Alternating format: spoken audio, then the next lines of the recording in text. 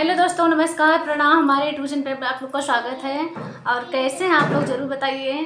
अच्छे हैं? अपना राय कमेंट में ज़रूर बताइएगा। और देखिए हम दोनों बहनों मिलकर सोहर सुना रहे हैं, आप लोग सुनिएगा। ढेर सारा प्यार दुलार आशीर्वाद ज़रूर दीजिएगा।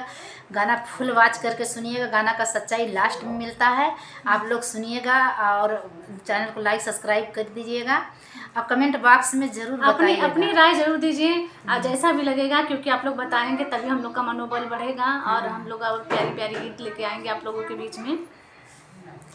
भादों के रतिया भाया घटा घना घेरले हो, भादों के रतिया भाया घटा घना घेरले हो, ललना चमा चमा चमा के बिजुरिया डर मोरे लागई हो।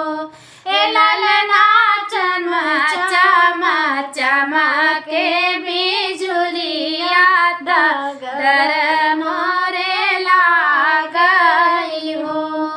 आधी रतिया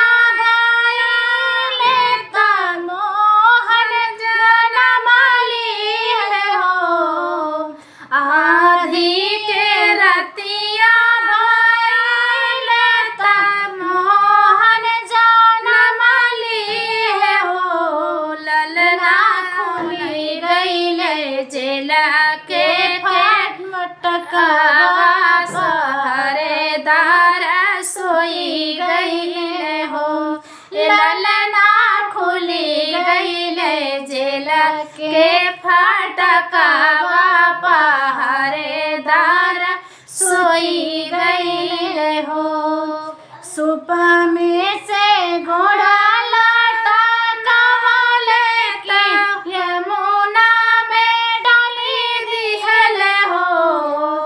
सुप में से घोड़ा लाटा कवाले यमुना में डाली दिहले हो, ललना यमुना के पाल भइले सोरत वसुदेवा पार भइले हो, ललना यमुना के जल भइले थोरत वसुदेवा पार भइले हो।